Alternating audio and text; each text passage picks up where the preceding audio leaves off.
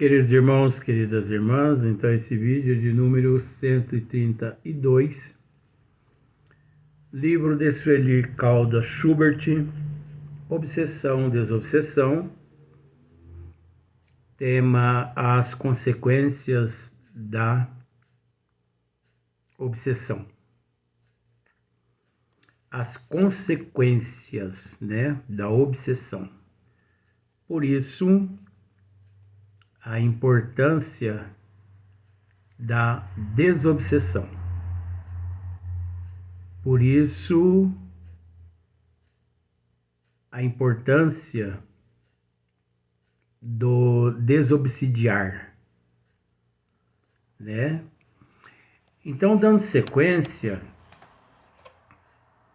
Sueli continua dizendo assim: mesmo que o caso seja misto, isto é, físico e espiritual, ainda assim não se deve encaminhar sumariamente o enfermo ao exercício das tarefas mediúnicas. Então, nós já tratamos a respeito dessa questão até aqui. Independente,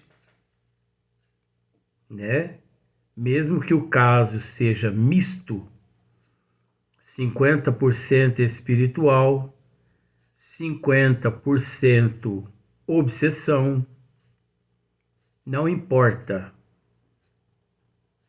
O indivíduo, ele tem que ser tratado de outra forma se ele é um assíduo trabalhador na casa espírita.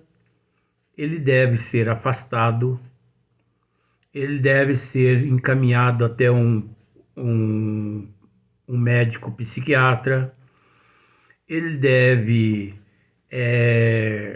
fazer uso de medicamentos psiquiátricos, enfim,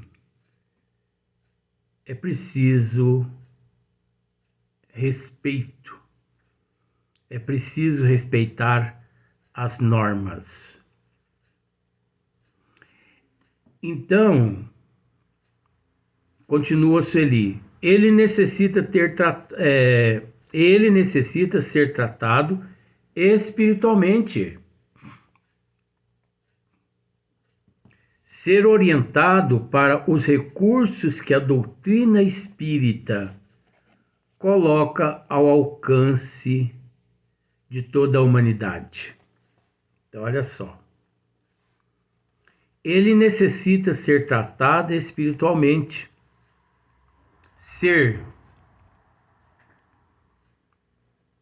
Ele necessita ser tratado espiritualmente, ser orientado para os recursos que a doutrina espírita coloca ao alcance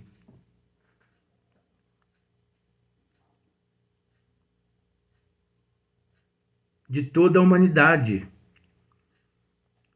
Necessita promover a sua autodesobsessão. E como mencionamos anteriormente, se está sob o domínio de obsessores, tem o seu pensamento controlado por eles, o que é óbvio, é o principal motivo que obstará o desenvolvimento de suas faculdades mediúnicas. Vejamos um caso de caráter misto. Vejamos, Sueli agora vai mostrar um caso de caráter misto, quando há a presença de 50% patológico e 50% espiritual obsessor. Ela trata essa paciente aqui pelas iniciais de D, né? D. Então eu vou usar essa inicial aqui, a letra dela D, como sendo Daniele, para ficar mais fácil. Daniele padecia há longos anos de um processo misto de epilepsia e obsessão. Então, é só para você ver, um processo misto de epilepsia e obsessão. Então, ela sofria de epilepsia e também de obsessão. Muito franzina, trazia no semblante as marcas do sofrimento. Sendo pessoa de poucos recursos, precisava trabalhar, mas em razão do seu mal, não se estabilizava em emprego algum. Quando vinham as crises epilépticas, Daniele, totalmente inconsciente, levava quedas dolorosas. Certa vez, rolou do alto da escada, machucando-se bastante. Em outra, estando a passar roupa, caiu e resvalou o rosto no ferro elétrico, queimando-se na face. Em seu corpo apresentava sempre as contusões provenientes dos tombos de que frequentemente era vítima. Assim era a vida dessa moça, verdadeiro martírio. Passando a frequentar o centro espírita Ivon Costa, teve acentuada melhora com os passes nas reuniões públicas, né? Que são as reuniões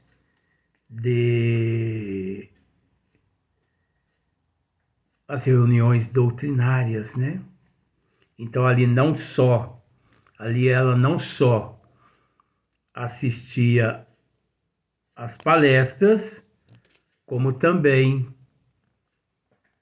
recebia passes, água fluidificadas e tudo mais. Feita a consulta espiritual, foi esclarecido que Daniele precisava de um tratamento médico aliado à terapêutica espiritual. Então, olha para você ver. Ali na casa Ivon Costa, frequentando a casa Ivon Costa, Daniel passou por um atendimento espiritual, né? Por uma consulta. Desculpe. Ela passou por uma consulta espiritual. E o mentor da casa a orientou que ela necessitava de um tratamento médico, aliando à terapêutica espiritual. Aliando à terapêutica espiritual. Então não é só cuidar da alma, não é só cuidar da parte espiritual. Tem pessoas em casas espíritas, com todo respeito, que dizem assim: o teu problema ele é 100% espiritual. Mentira. Uma vez que a pessoa no corpo físico se encontra reencarnado, os males que a pessoa sente são físicos. Os males são físicos. A dor é física. Existe a dor moral, mas a dor moral é diferente da dor física. Por exemplo, você sofre de uma insuficiência renal. Não adianta você ir à casa espírita com um cálculo renal nos rins, que não vai solucionar o problema. Você tem que ir a um especialista. Você está com um problema de hemorroida ou na próstata. Você tem que procurar um especialista aqui na Terra. Ah, mas me disseram lá no centro que eu não devo, que eu não preciso procurar um médico. Mas qual casa espírita você frequenta? Eu acho que você não está frequentando uma casa espírita séria, não. É preciso tomar muito cuidado com essas questões. Então, feita a consulta espiritual, Daniela foi esclarecida que ela precisava de um tratamento médico aliado à terapêutica espiritual. Um médico ali da casa, um neurologista, né? Frequentador, é óbvio, vendo as dificuldades financeiras de Daniele, ele, que integrava a equipe de desobsessão, ele prontificou-se a examiná-la e prescrever medicação. Então veja bem, um médico neurologista, frequentador daquela casa, né, dos trabalhos de obsessão, vendo a precariedade das condições financeiras dela, da Daniele, ele se prontificou em ajudá-la, ao ponto de prescrever alguns medicamentos para Daniele. Efetuados os exames, Daniele relutava em aceitar o diagnóstico. Olha só.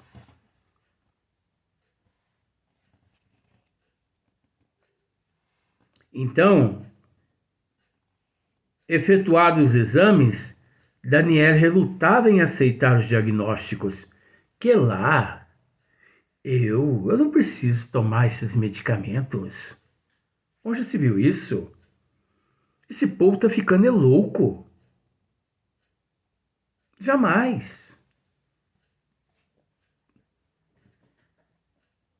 Eu não sofro de epilepsia e também não sou uma pessoa obsidiada. Mas acabou concordando e começou a usar os medicamentos. Até que em dado momento ela concordou e começou a usar os medicamentos. Pela primeira vez, as crises desapareceram, aquelas crises epilépticas, né? Ao mesmo tempo, era tratada espiritualmente. Constatou-se que a paciente era atormentada por dezenas de obsessores. Dezenas de obsessores. Luiz, mas como dezenas de obsessores? O muito temos 1, 2 obsessores o máximo. De forma alguma. Nós já explicamos aqui muitas vezes como adquirir mais que um obsessor. Vamos por partes, só para simplificar, nós já explicamos, não vamos explicar muito agora mais não. Por exemplo, eu, no momento de deslize, brigando com um amigo, efetuo um golpe fatal, ele vem a se sucumbir. Então ele tem pais, ele tem irmãos, ele tem parentes que não me perdoa. Você já parou para pensar que todos esses que acabei de citar, eles podem se tornarem meus obsessores? Não é só aquele que eu levei ao óbito. Toda a família que se revolta contra mim também.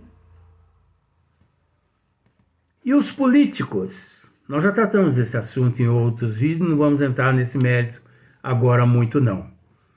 Os políticos que roubam os cofres públicos e milhões de pessoas saem prejudicadas. E pelo fato de saírem prejudicadas, quando retornam à pátria espiritual, descobrindo aquele que as prejudicou, ali partem para cima deles como obsessores daquele indivíduo. Então, dando sequência, eu disse que eu não ia entrar no mérito desse assunto, porque nós já tratamos desse assunto em outros vídeos. Entretanto, após algum tempo de uso dos remédios, Daniele resolveu por si mesma e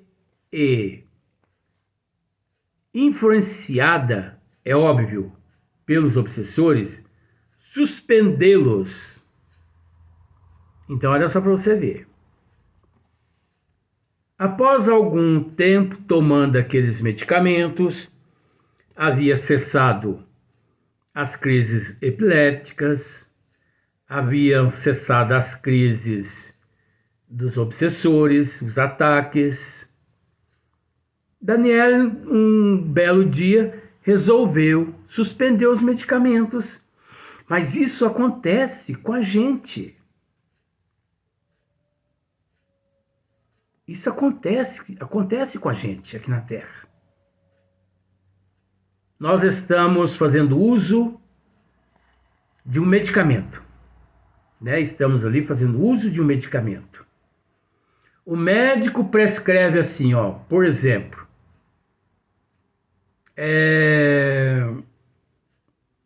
2 miligramas ao dia durante 6 meses. Tudo bem. Só que a gente é assim. Nós somos médicos, né? Pseudos médicos. Nós nos medicamos. Nós achamos que temos conhecimento do que nos acontece. E nós não estudamos medicina. Nós não temos noção. Pois bem, tomamos ali aquele medicamento corretamente durante 2 meses. De repente vem aquele pensamento em nossa mente. Quer saber de uma coisa? Eu vou diminuir pela metade. Pode ser que aquela atitude seja obra dos obsessores nos inspirando a diminuir pela metade. Porque só assim eles terão como atuar. Enquanto fazendo uso daquelas 2 miligramas, o organismo na área endócrina encontra-se em perfeita harmonia. E com isso,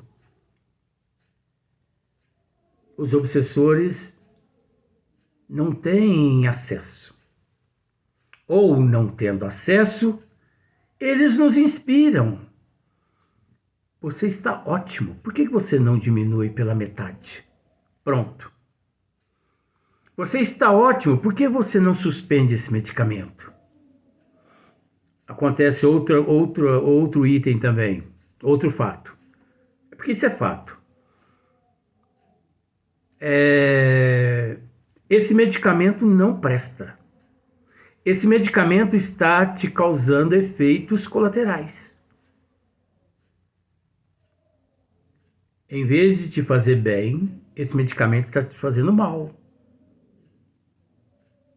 A pessoa, às vezes, toma o medicamento 1, 2, 3 vezes. Assim, 2, 3, 4, 5 dias. E sente mal.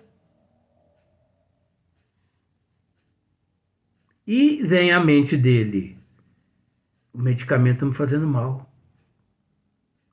Ora, gente,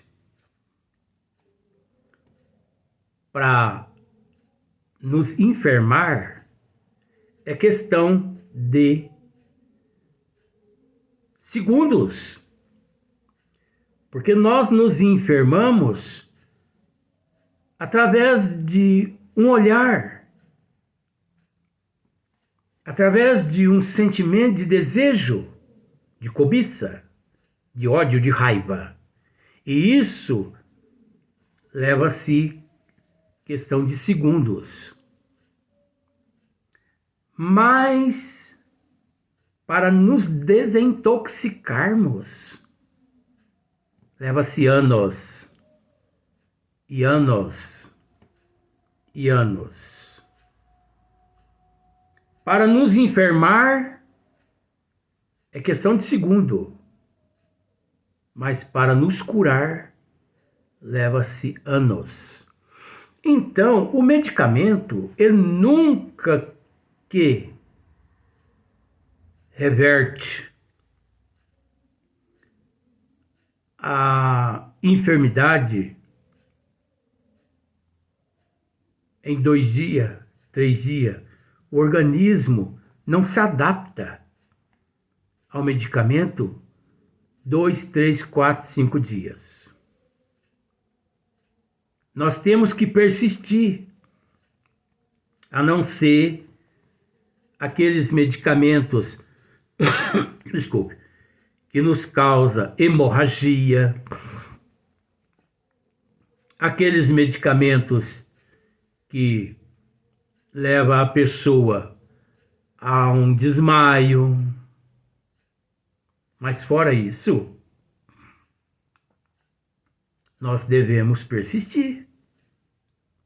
Porque pode estar por detrás daquele processo todo as trevas a nos inspirar. Está fazendo mal? Para com esse remédio. Vai ao médico. Troca esse remédio. E aquele remédio é trocado por um outro, praticamente placebo. E você sabe o que significa placebo, né? De forma que a pessoa continua ali no processo misto entre os transtornos patológicos, neurológicos, psiquiátricos e obsessivos ao mesmo tempo. Tudo devido à impaciência. Tudo devido à falta de paciência, de fé, de aceitação, de resignação. Vamos para o próximo vídeo, nós vamos dar sequência nesse assunto.